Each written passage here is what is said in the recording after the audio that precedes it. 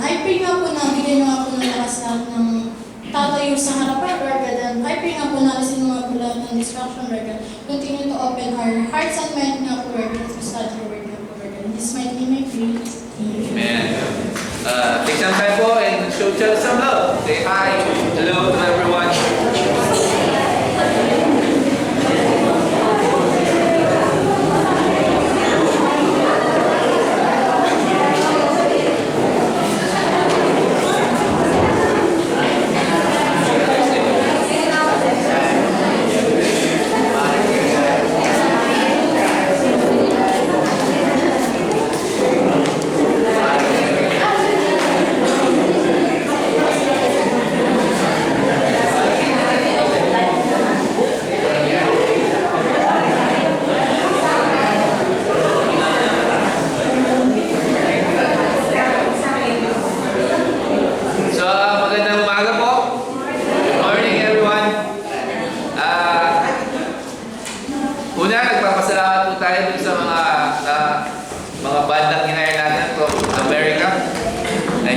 Kasama po nila ako. Kaso, hindi lang ako naka-uniform nga.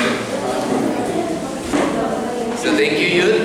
Yung mga youth ministry, salamat po for your willingness, your heart to worship the Lord. So, bago po tayo mag-umpisa, meron po tayong mga... Uulitin ko lang yung announcement. Announcement natin for this upcoming December, ngayong December na to. So, tapos na po yung Ladies Fellowship, kahapon yun, ng gabi. So, mamaya, Men's Fellowship naman po, yung mangyayari. So, 7 p.m., hindi pala, 3 p.m. Akala ko Men's Prayer. So, 3 p.m., mamaya, mga kalalakihan, Men's, please come 3 p.m. Dito po, Christmas party ng mga kalalakihan, please come. Medyo meron po tayong konting palaro at fellowship at kainan. Okay? So, ready na po yung mga kalalakihan mamaya. Bob, ready na ka? Meron ka ng bumping. And then, December 13, yun po yung kids Christmas party. Yung mga may anak po dito, 3 p.m. December 13, kids Christmas party. Okay? And then youth Christmas party 3 p.m. din po, December 14. So yung mga youth, meron po kayong sign up sheet doon. Yung pong hindi naka-sign up doon, syempre hindi bilang doon sa mga pupunta. Kung wala yung pangalan mo doon, wala po, hindi ka makakapunta. Joke lang. Basta please sign up po doon so that para alam po namin kung ilan po yung darating so that they can prepare yung mga kailangan i-prepare doon sa mga nakalista po doon. So please sign up mga youth. Okay? Sign up. Doon. Lista nyo po yung pangalan nyo mga youth. And then adult Christmas party is December 19 po. 6 p.m. dinner po. Adult Christmas party, dinner at 6 p.m. dito po. December 19. Okay? And then po yung Christmas Eve service natin is 6 p.m. December 24, Wednesday. Okay? And then New Year's Eve service, 6 p.m. December 31, Wednesday din po. And then yung Sunday natin ay pareho lang po, walang cancel. Hindi po siya cancel. It is, patuloy po siya. Regular Sunday worship po yung Sunday natin. So, okay. Yun lang po yung lahat ng mga announcement natin for this December. So, suot ko muna po. Tinitingnan ako ni Kuya Renan. Suot mo yan, Pastor.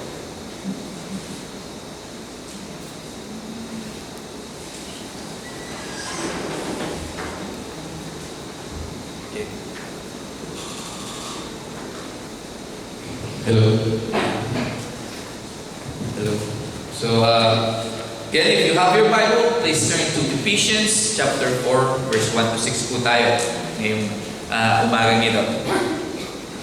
So, ang ating pamagat is walk worthy of our calling. Yun po yung pamagat natin ngayong umagang ito.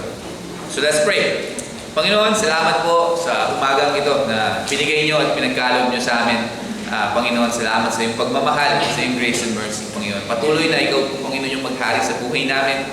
Patuloy na ikaw yung, Panginoon, maging sandalan namin, Panginoon, at maging sentro ng buhay namin, Panginoon. At salamat po for giving us this opportunity na makapag-fellowship sa bawat isa at especially sa iyo, Panginoon.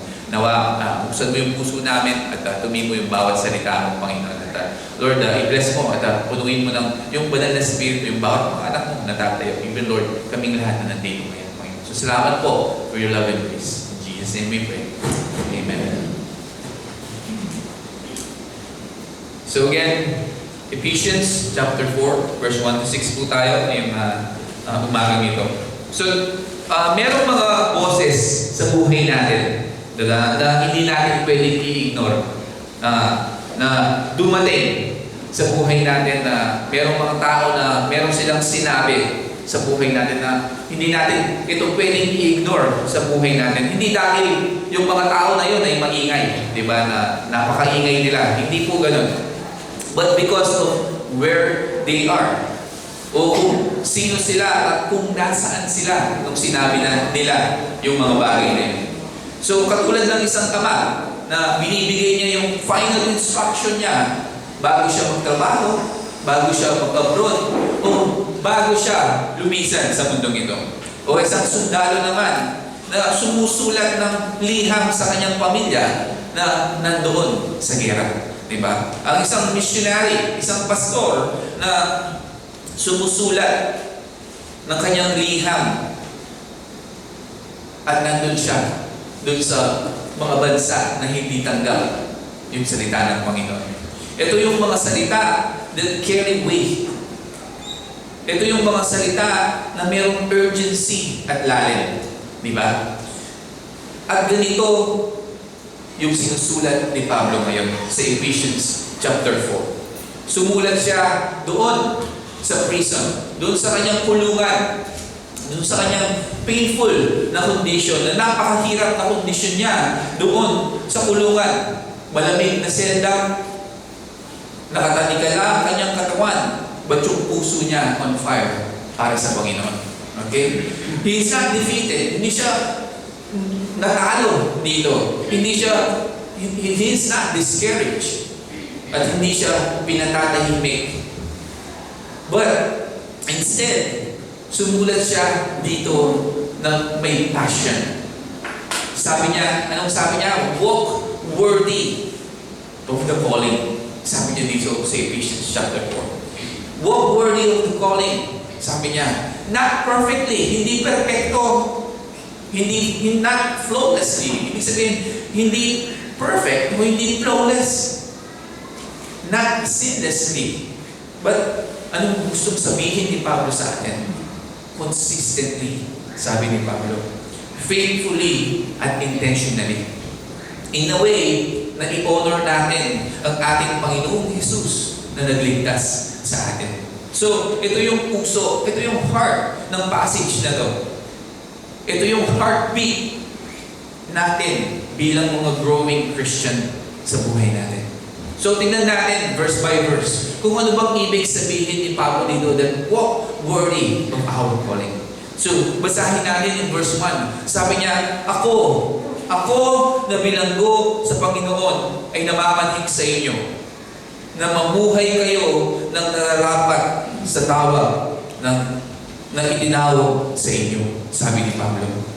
In New King James Version, sabi niya, I therefore, the prisoner of the Lord, beseech you to walk worthy of the calling which you were called. Sabi ni Pablo dito, Paul, dito tinawag niya yung sa kanyang sarili, a prisoner of the Lord. Di ba? Ibig sabihin, hindi niya nakikita yung sarili niya bilang biktima ng Rome Empire. Nakikita niya yung soberanya o yung sovereignty ng ating Panginoon. Even doon sa kanyang mga paghirap, even doon sa kanyang suffering, nakikita ni Paul yung sovereignty ng ating Panginoon. Yung kanyang tanikala are not controlled by Caesar, but by Jesus Christ. So Paul, sumulat siya dito ng may authority, urgency, at compassion. Sabi niya, I beseech you. Sabi niya dito, di ba? So ibig sabihin, I urge you. Sa ibang salita, I plead you. I beg you. Sabi ni Pablo dito, yung salita, I beseech you. Yun yung ibig sabihin na naninigluhod ako sa inyo, mga taga-Ephesians. So, what does he beg for? Ano sinabi ni Pablo dito? Walk worthy of your calling. Sabi ni Pablo. Yun yung hinihingi, yun yung sinasabi niya sa mga Ephesians. Walk worthy of your calling. It's the same na sinasabi niya sa atin ngayong umagang ito. The walk worthy of our calling. Yung calling natin, yung pagtawag ng Diyos sa atin, hindi ito maliit. Dahil pinili tayo ng Diyos before the world began. Bago pa nagawa ang mundong ito, bago niya pag ginawa ang mundong ito, pinili niya na kayo. Pinili niya na tayo. And Christ shed His blood for you and me. Para sa ating lahat. And yung banal na Espiritu ng ating Panginoon sealed us. Diba? Tinatakan niya tayo. Anak ko na to. Sabi niya. And heaven is our home. Tayo ay mga adopted into God's family. Pamilya na tayo ng Diyos. So, sinasabi ni Paul, walk worthy of it. Maging worthy tayo. But, makinig tayong mabuti dito. Diba? Nung sinabi ni Paul, walk worthy of your calling. It's not about perfection. Hindi sinasabi ni Paul na, walk worthy. Mamuhay kayo na perfecto. Hindi ganun yung sinasabi ni Pablo dito. But sinasabi ni Pablo dito, it's not about hindi ka nagkakamali, di ba? Or hindi ka nagkakasala, or hindi ka na-discourage sa buhay mo. Dahil kung yung perfection, yun yung goal dito, tayong lahat will be disqualified. Okay? Nung sinabi ni Pablo dito, walk worthy of your calling, of our calling, hindi ibig sabihin, oy, kayong mga Kristiyano, mamuhay kayong perfecto. Di ba? Na hindi kayo nagkakasala, hindi kayo nag-struggle sa buhay, hindi kayo nag-discourage, hindi kayo nag-harap. Hindi gano'n yung sinasabi ni Pablo dito.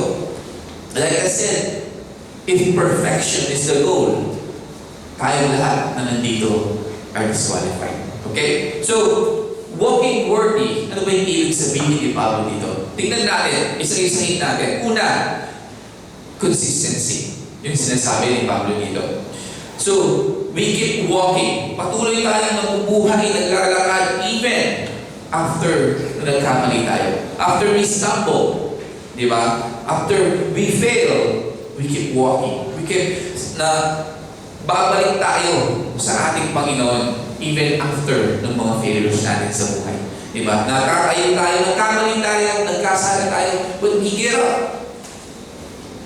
Babalik tayo sa Panginoon after those failures. We keep following. Patuloy tayong susunod sa ating Panginoong Jesus. Even, minsan, mabagal yung pagkilos natin, yung paglakad natin, yung Christian life natin, di ba? Minsan mabagal. Minsan mahirap. Minsan magulo. But we keep following Jesus. Even when it's slow, even when it's hard, even na kahit magulo yung buhay natin. Pangalawa, faithfulness. Tayo ay nananatiling committed doon sa mga ways ng ating Panginoon. God's ways. Tayo ay sumusunod sa Diyos, even doon sa mga maliliit na bagay na sinasabi niya sa buhay natin. At pinapanatili natin yung puso natin loyal sa ating Panginoon. Faithfulness. Pangatlo, intentionally. Diba? Ito yung mahalaga din na pangatlo. We make conscious choices to honor Jesus Christ sa buhay natin. Sa ating mga salita, sa ating mga desisyon sa buhay, sa ating mga relasyon sa buhay, at even yung habits natin. Ito yung desire ng ating Panginoon. Yung mga conscious choices natin to honor Christ. Ngayon, di ba? Lalo na sa mundo ngayon, di ba, na puno na ng mga maraming kasalanan, mga maling gawain. So as a Christian, we make choices, conscious choices sa buhay natin to honor Jesus Christ. Dahil bilang Kristyano, alam natin kung ano yung tama at mali. Di ba? And this is what God desires. So, kapag yung buhay natin, we fell o nahulog tayo sa mga kasalanan, we need as a Christian to repent quickly. Na maghingi tayo ng kapatawaran. Tumayo tayo. And Lord, I will continue to walk with you. Kapag yung buhay naman ay napakahirap, di ba? Maraming mga pinagdaraanan na kasakitan. Marami kang pinagdaraanan. Hindi mo alam bakit nangyayari ito sa buhay mo dahil yung buhay mo ay napakahirap. Remain faithful sa ating Panginoon. Remain na magtiwala ka even doon sa mga maliliit na step sa buhay natin. Remain faithful to Jesus Christ. Kapag tempted naman tayo sa buhay na to, intentionally piliin natin what honors Him. Di ba? Hindi mawawala sa buhay natin ngayon that we will be tempted in this life. But as a Christian, as followers of Jesus Christ, intentionally piliin natin what honors Him. Kung ano yung nakakalugod sa ating Panginoon. Kapag tayo ay discouraged sa buhay na ito, madalas, diba, meron sa buhay natin ito, hindi mawawala na mani-discourage tayo sa mga tao, sa mga bagay-bagay, sa buhay natin. But again, maging consistent tayo. Stay consistent. Keep walking to the Lord. A worthy walk sa ating Panginoon is not a perfect walk. Yung sinasabi ni Paul dito na worthy, maging worthy tayo, hindi niya sinasabing maging perfecto yung paglalaki niyo sa Diyos. But sinasabi niya is to be steady, sincere, humble walk dun sa tamang direksyon patungo sa ating Panginoon. So, ang Diyos, hindi niya ini-expect na tayo ay maging perfect and flawless. Diba? Because all of us are human here. We make mistakes. But God is calling us to be faithful. Na maging tapat tayo. He's not expecting us, Arnold, maging kang perfecto dahil sa kang pastor. No. It's not. Diba? Kayo, nanak ko, maging kayong perfect, maging kayong flawless sa paglalakad nyo dito sa mundo. No, hindi. Diba? But God is calling us to be faithful. Dahil He delights doon sa mga consistency natin bilang mga Christian. Even na ito ay mabagal.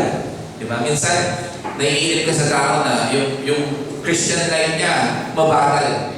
Diba? Mabagal siya mag-grow. Nakikita mo, nagkakamali siya. Meron siya mga nagagawang mga hindi ka dapat. No? Again, maging consistent lang tayo. Kahit minsan, napakabagal ng paglago ng buhay Christian. And He honors ino-honor ng ating Panginoon yung mga intentional steps natin towards Him. And by His grace, by the grace of God, we will walk worthy sa ating Panginoon. Yun yung tandaan natin. And in verse 2, sabi niya, amuhay kayo may buong kapakumbabaan at kaamuan na may pagtitiis, magbatahan kayo sa isa't isa sa pag-ibig. Sabi niya, in your King James, it said, with all lowliness and gentleness, with long suffering, bearing with one another in love. Sabi ni Pablo. Now, Paul, dito, i-explain niya how to walk worthy. Kung paano tayo maglakad worthy of our calling. Not by achieving yung perfection. Hindi para tayo ay maging perfecto, but para ma-develop natin yung Christ-like attitude dito. Una, sabi niya, lowliness, humility, di ba? Yung papakumbabaan o humility doesn't mean na tayo isipin natin yung sarili natin as worthless, na walang kwenta. Hindi ganun, di ba? Ibig sabihin, nire-recognize natin everything na meron tayo, everything na kung sino tayo, kung ano tayo, it comes from God. Di ba? That's what Paul is saying here. In loneliness, in humility, recognizing na lahat na meron tayo, lahat kung ano ako, kung sino ako, kung ano yung meron ako, everything comes from God. Hindi ito dramatic. Hindi mo kailangan na ipakita lahat. It's simply that kailangan isa pamuhay mo lang quietly for God and serve others. Pero yung ibig sabihin ni Pablo dito na sinabi niya in loneliness, in humility. Pangalawa, gentleness or meekness, sabi ni Paul. Gentleness, ito ay kalakasan under the Holy Spirit control. So, a gentle Christian, kapag nagsalita siya, is with grace. Diba? Na katulad ng Panginoon. Hindi siya mapanghusga, hindi siya, mapanlait. But again, he speaks with grace. At he reacts slowly. Kapag mayroong mga nagtatanong, mayroong kino-correct siya, he reacts slowly. Diba? And then, he listens deeply. Nakikinig siya doon sa mga comments sa kanya or mayroong mga suggestions sa kanya. He listens deeply. Diba? Nakikinig siya. And he treats people ng may dignidad. He treats people with dignity. So Jesus himself, sinabi niya, he is gentle and lowly in heart. Sabi ng ating Panginoong Jesus, di ba? So, again, ang pangalawang ito is being gentle, being meek sa ibang tao. At pangatlo, sabi niya, long-suffering, patience, di ba? Itong patience, hindi ito simply na paghihintay lang. Kapag sinabi kasi patience, sinasabi ko, maghintay ka, maging kang pasensyoso. Diba? Hindi gano'n. Good din, but it's not simply waiting. Hindi lang siya paghihintay. It's waiting without complaining. Yun yung ibig sabihin ni Pablo dito. Na worthy of long-suffering, patience. Diba? Na maghintay ka, pero doon sa paghihintay mo, huwag kang mag-complain. Madalas, tayo mga tao, pero diba? Na, maghintay ka dyan. Pero nandun na yung pagkukuha, tagal naman. Di ba? Kanina pa siya, 30 minutes na. Ang tagal. Di ba? Or whatever that we pray for sometimes. Ang tagal naman ng sagutin ng Panginoon. Di ba? Ganun yun tayo. So, Paul is telling us ngayong umagang ito that being patient is not about waiting, but waiting. But hindi tayo nagko-complain. Enduring without, exploding. Na ini-endure natin yung mga bagay sa buhay natin. And loving without quitting. O nagmamahal tayo at hindi tayo sumusuko. Diba? Na minamahal natin yung bawat mga kapwa natin, yung pamilya natin, but never quitting. That's what Paul is saying. And 4 said, bear one another in love. Ibig sabihin, carrying each other's weakness. Yung mga kahinaan ng iba, tulungan natin yung bawat kahinaan ng bawat isa. Magtulungan tayo. Intindihin natin yung mga flaws ng mga iba. Diba? Understanding each other's flaws. Dahil lahat tayo na nandito, meron tayong mga flaws. Meron tayong mga nagagawang hindi tama. But live with them with understanding. Forgiving each other's failures. Ibig sabihin, magpatawad tayo sa mga kamalian ng bawat isa. That's what God called us. Sabi ni Pablo, bearing with one another in love. Forgive each other's failures. Meron bang nakagawa sa inyo ng hindi tama? Pagpapatawad ang kailangan natin gawin. Even sometimes, mahirap. Diba? Lahat tayo ng mananampalataya is in the middle ng spiritual process. Tayong lahat na nandito. Huwag natin sabihin na 20 years na akong Kristiyano. Kahit 20 years ka ng Kristiyano, you are in the middle of spiritual process. Dahil lahat tayo has a rough edges. Everyone na nandito has weaknesses. Meron ba ditong perfecto? Wala, di ba? Wala ka bang weaknesses? Wala, di ba? Lahat tayo meron. So we are all in the middle of spiritual process. Everyone, lahat tayo dito ay may mga rough edges. So, we don't demand perfection sa ibang tao. Na, huy, bakit ka ganyan na tao? Hindi ka perfecto. Diba? No, we don't demand. O maging kang perfecto. Bilang Kristiyan, dapat perfecto ka. Hindi, di ba? But we bear them with love. Diba? Nandun yung pagmamahal, nandun yung iniintindi mo yung bawat isa. Tinutulungan mo yung mga kahinaan ng bawat isa at marunong tayong magpatawad. Even sometimes, it's hard to forgive. But yung sinasabi ng Panginoon, patawad tayo. Again, Paul, sinasabi niya dito na hindi sinasabi ni Pablo dito na be perfect in humility. Be perfect in gentleness. Be perfect in patience. Diba? Sinasabi niya dito, again, na maging consistent tayo in showing itong mga qualities na ito.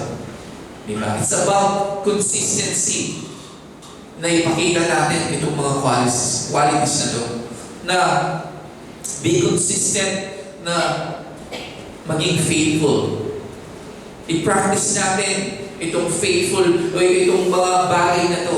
Maging faithful tayo. Maging intentional tayo in choosing them. Na intentional na piliin natin na mahalin natin yung bawat isa. Piliin natin na maging intentional tayo to have long suffering, to be patient. Diba? Sa buhay natin.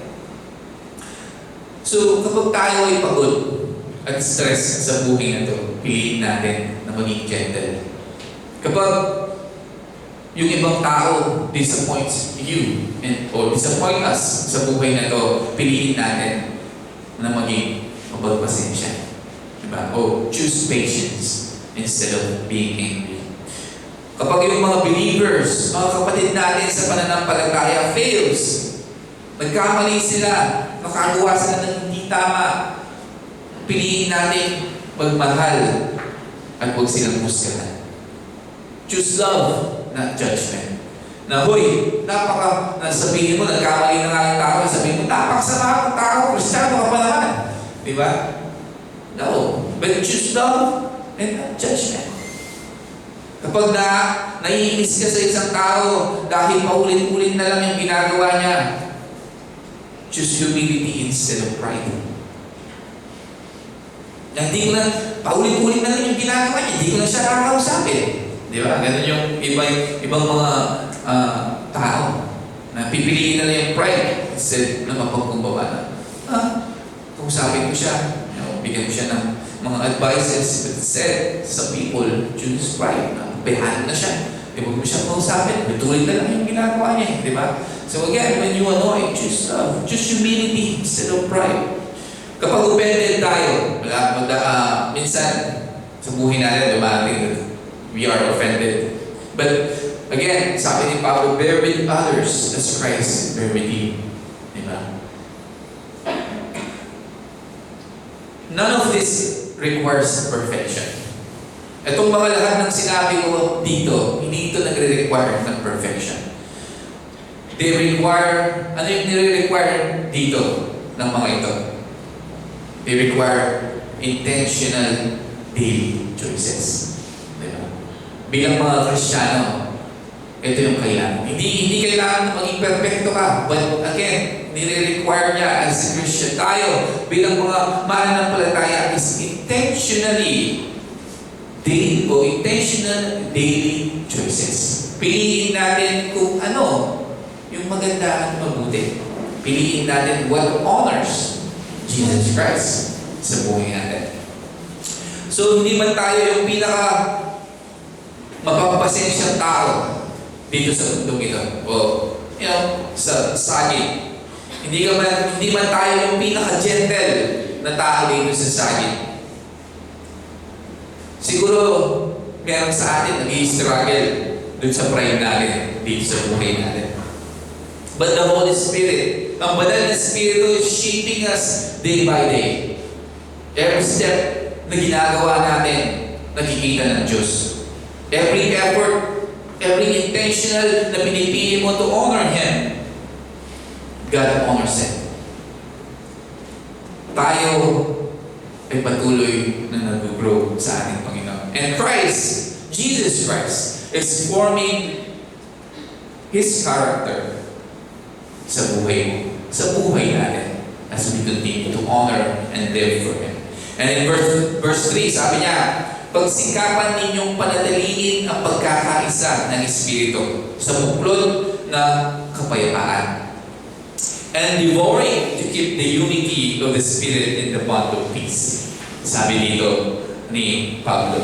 So, ang pagkakaisa po, hindi ito automatic. Di ba? Hindi niya po nami-maintain yung sarili niya. Ito po isang fragile. Ibig sabihin, ito din ay isang precious na bagay. Yung salitang and devouring, ibig sabihin, working hard, being diligent, intentionally striving at making comfort o constant effort. Ibig sabihin ni Pablo, babasahin natin doon sa Tagalog, pagsikapan ninyong panatiliin.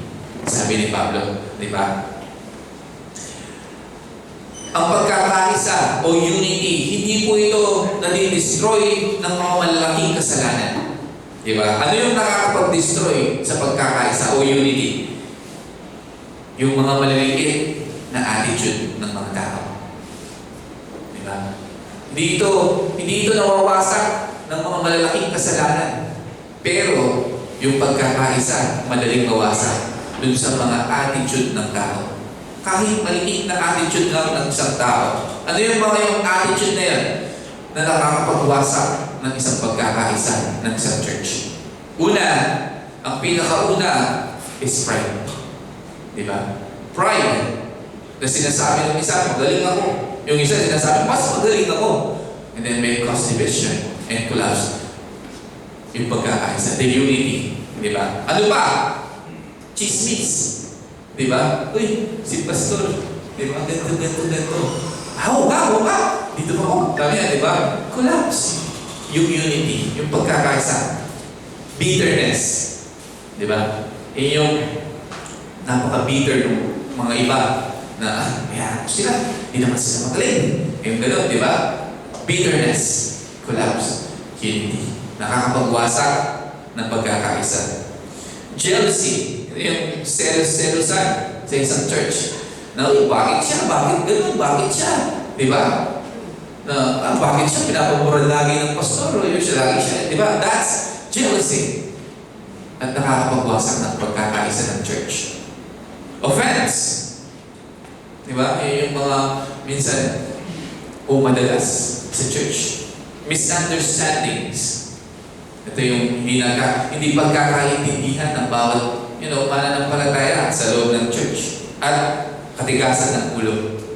Yung huli, minsan may matigas na ulo na ayaw sumunod talaga, cause division. But again, nagkakos siya ng pagka-disunity sa church. But again, Paul is not, hindi niya sinasabi dito na maging perfecto kayo sa pagkakaisa. Diba? O be perfect at unity. Sinasabi niya dito, and devour to keep it. Kung ano yung sinabi niya, pagsikapan ninyo na panatiliin ng pagkakaisa. And devour to keep it. Ibig sabihin, babalik na naman tayo. Be consistent. Okay? Yung pagka-consistent natin, keep choosing unity. Mas piliin natin na magkaisa kesa maging prideful, maging chismisan, maging bitter, maging jealous, maging misunderstanding, whatever it is, choose to be consistent in choosing unity as a Christian. At again, be faithful. Diba? Tandaan natin ito, consistent, faithful, and intentional. Be faithful, do not give up easily. Ayahan natin ayahan natin magkawat-kawat yung church. Diba? Don't give up easily, but be faithful in your calling. At maging again, pangatlo, to be intentional also. To protektahan natin yung kapayapaan on purpose. Diba? Na pagtulungan natin na mabuo yung pagkakaisa. Hindi maging perfecto, di ba? Meron din mga tao talaga na talagang magkukos ng division. But again, strive. Be intentional na iprotektahan natin yung pagkakaisa ng purpose. Ang pagkakaisa requires spiritual maturity bilang mga Kristiyano. It requires also the humility o pagpapakumbaba, and requires also the katapangan, courage bilang mga leaders sa church. And above all, at higit sa lahat, it requires love, pagmamahal. Dahil kung wala kang pagmamahal, mas magagalit ka pa dun sa taong nagkukos ng division. But if you have love, you know what to do. So,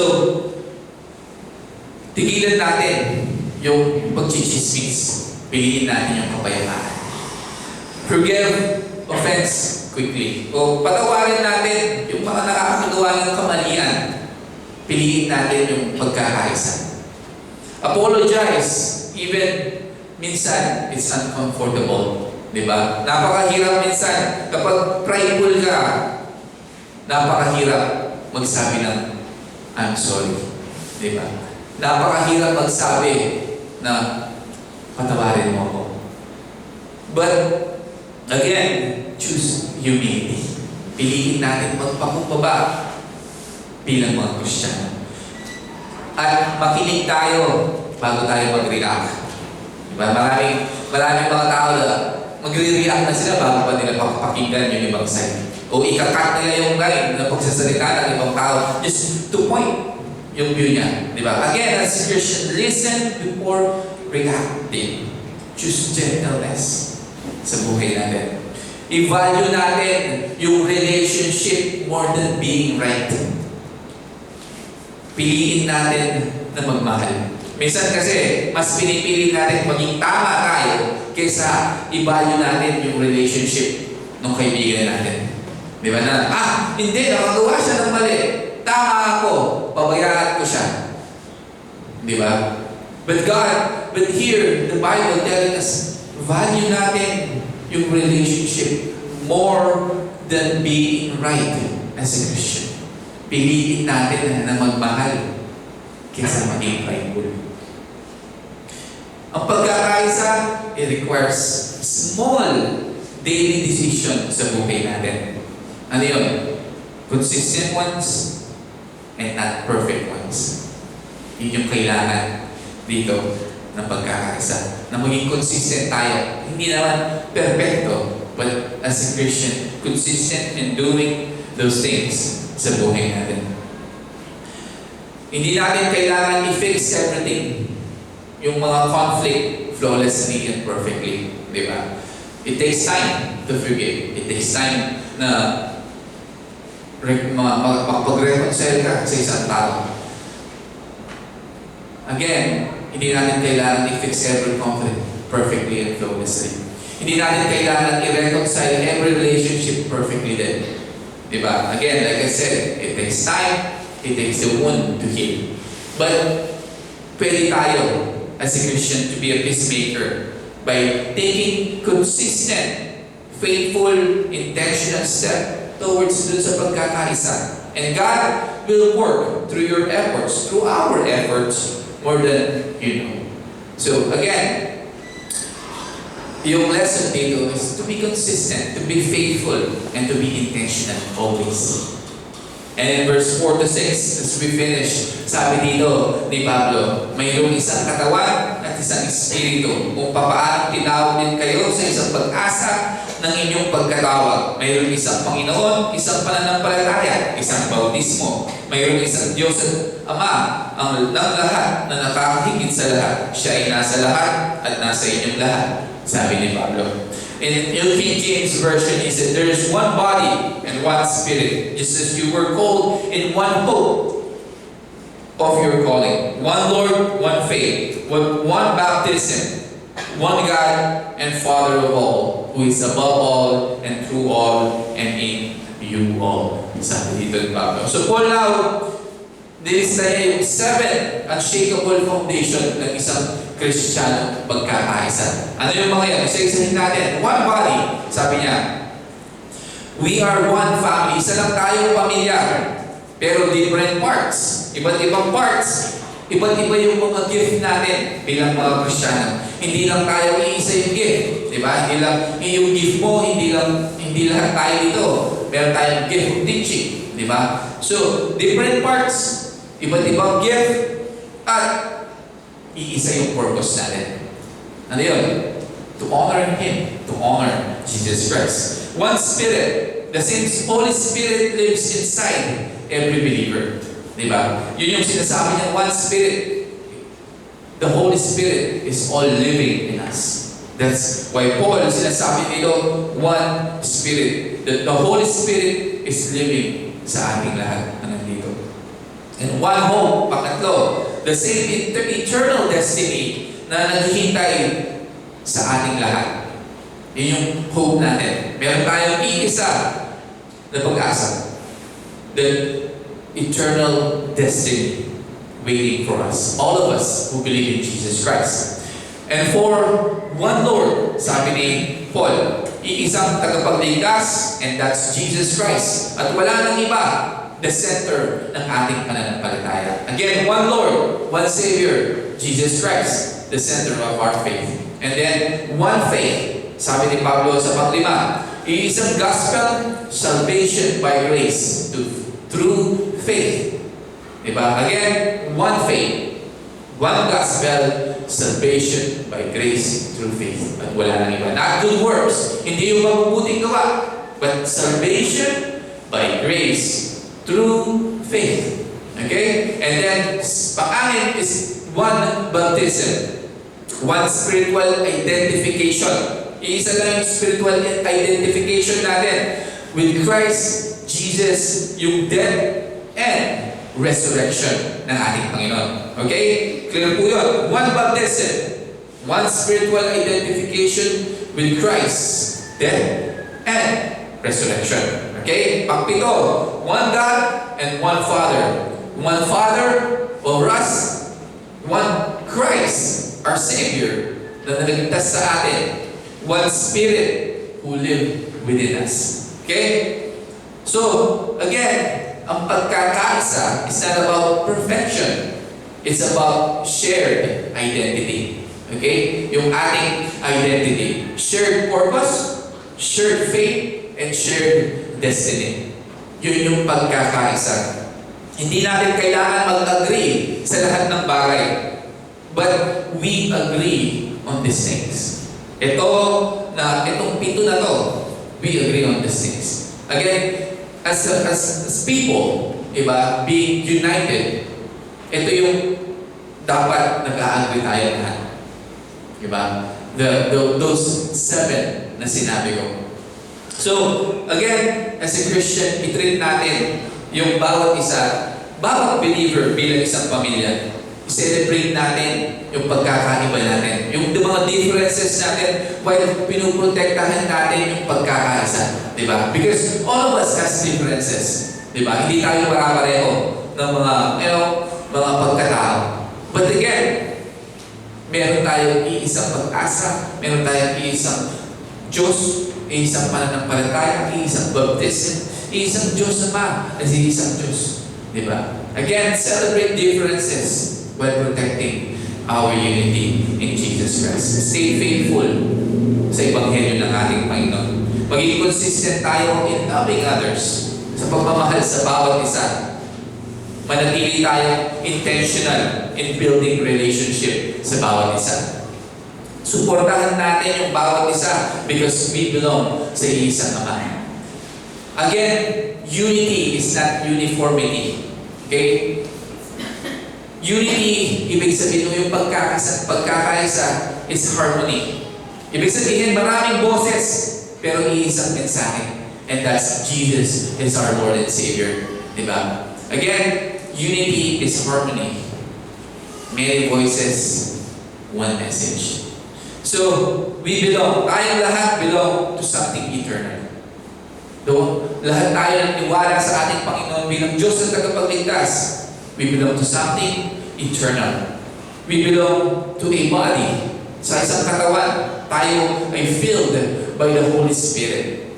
Tayo ay nakaangkla dun sa parehong pag-asa. We follow the same Lord.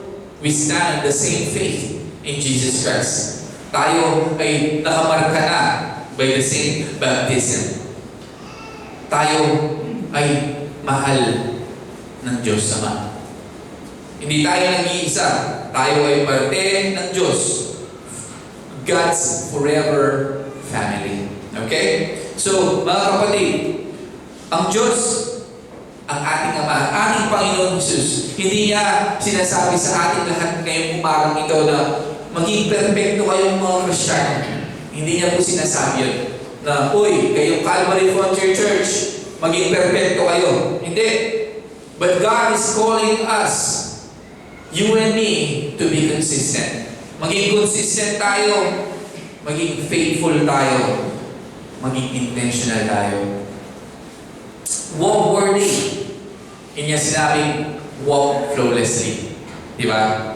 But sinabi niya dito, walk worthy, but faithfully. So, walk in humility, even if imperfectly. No, many times. Mamuhay tayo at maglakad tayo with gentleness. Even minsan, mabagal. Di ba? Mamuhay tayo at maglakad tayo sa buhay na to with patience. Even sometimes, it takes time.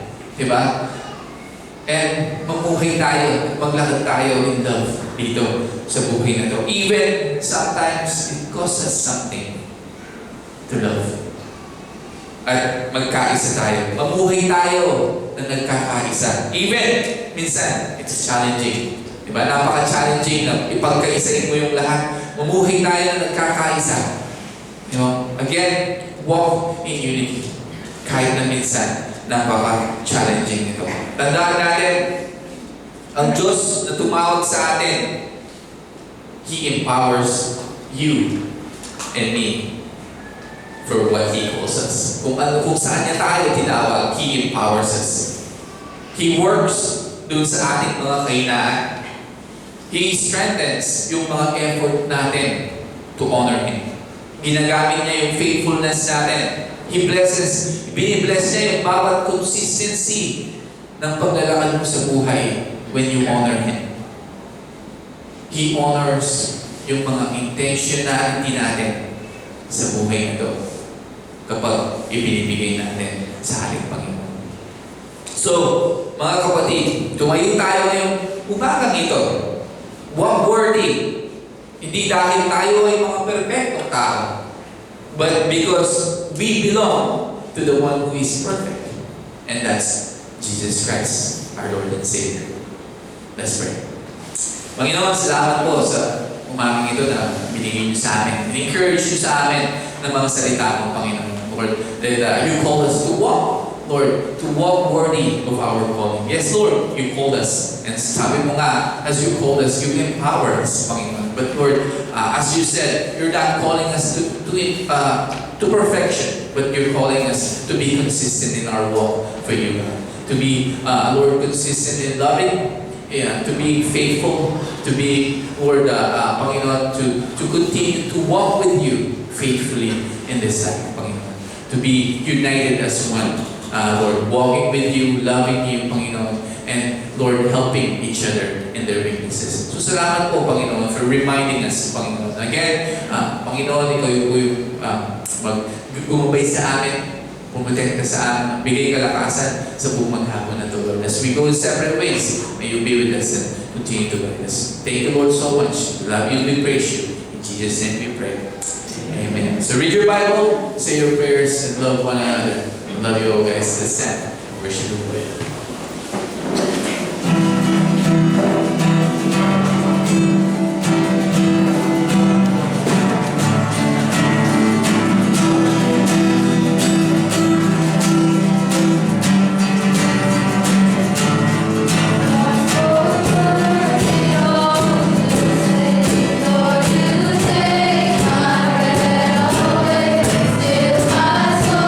My soul cries out, you are